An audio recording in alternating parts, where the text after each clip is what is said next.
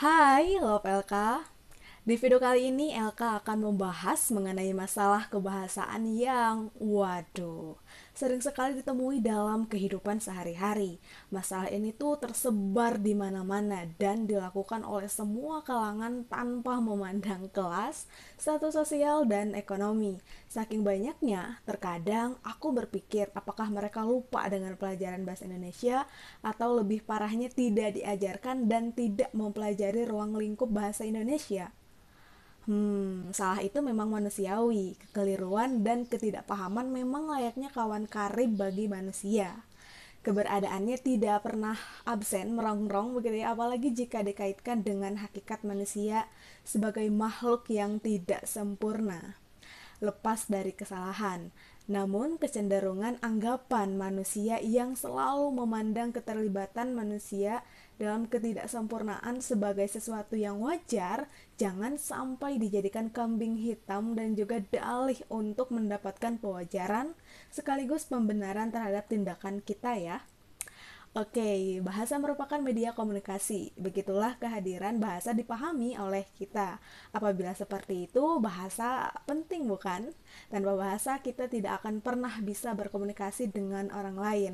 Salah dalam berbahasa bisa-bisa pesan yang hendak kita sampaikan ke orang lain malah tidak tersampaikan. Sayangnya, meskipun kita sudah menggunakan bahasa sejak bayi hingga hidup di usia yang sekarang, tidak dapat dipungkiri begitu kita masih berbahasa dengan kurang baik. Cobalah mulai memperbaiki bahasa yang salah itu dengan mempelajari hal-hal dasar dan sangat umum. Menonton video ini dapat menjadi langkah awal kamu untuk meningkatkan kepekaan dan juga kemahiranmu dalam berbahasa, khususnya bahasa Indonesia. Oke, tanpa panjang-panjang, walaupun sebenarnya sudah panjang, maaf ya. Yuk langsung saja simak penjelasan dari aku mengenai perbandingan bentuk dan makna antara kata mengubah dan merubah. Terlalu sering menggunakan kata berimbuhan atau berafiks bisa membuat kita lupa akan bentuk dasar yang sebenarnya. Tentu saja ini bisa menjadi masalah besar apabila didiamkan terus-menerus, sebab salah bentuk dan beda pengucapan bisa membuat makna yang ditimbulkan juga berbeda. Dalam berbagai kalimat, kita sering menemukan kata merubah yang konteksnya itu mengarah pada mengganti dengan sesuatu yang lain. Contoh sederhananya, kita harus merubah nasib bangsa ini. Jika kita tidak paham arti merubah, kalimat tersebut tampaknya sangat keren dan luar biasa sekali, bukan? Bayangkan, kita membawa nasib bangsa kita ke arah yang lebih baik. Setidaknya, begitulah yang terlintas dalam benak kita. Namun, tunggu dulu. Kalimat yang tampak keren ini justru mempunyai makna lain yang kalau kalian tahu, mungkin tidak akan pernah mengucapkannya lagi. Loh, kok bisa? Sebab di sana tertera merubah alih-alih mengubah, meski maksud dari penulisnya pasti mengganti sesuatu.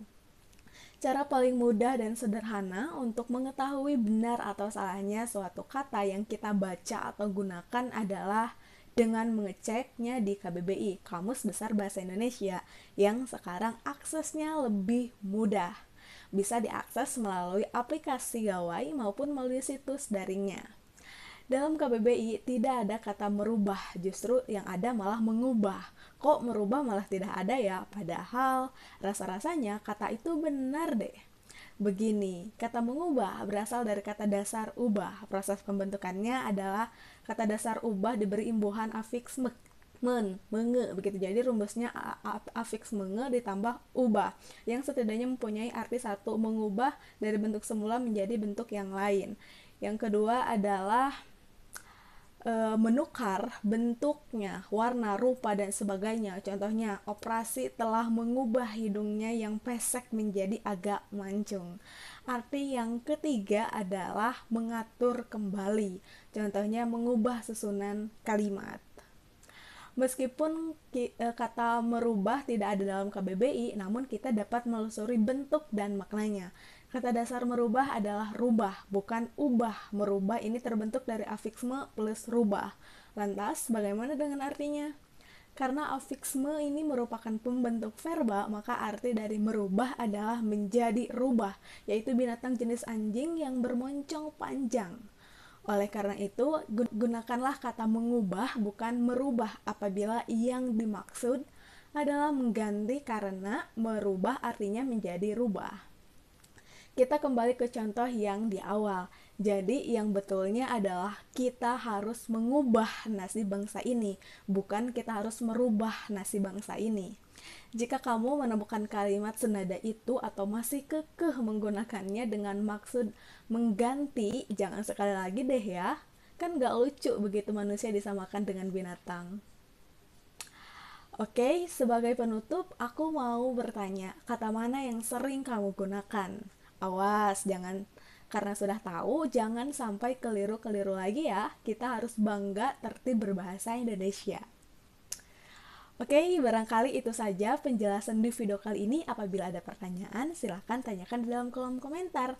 Dan seperti biasa, apabila Love LK semuanya mempunyai rekomendasi masalah kebahasaan dan juga sastra yang harus dibahas oleh LK, sampaikan juga di dalam kolom komentar ya. Jangan lupa untuk menyebarkan video ini seluas-luasnya agar cakupan kebermanfaatannya semakin luas dan orang-orang lebih paham dan peka lagi pada bahasa Indonesia yang digunakan dalam kehidupan sehari-hari.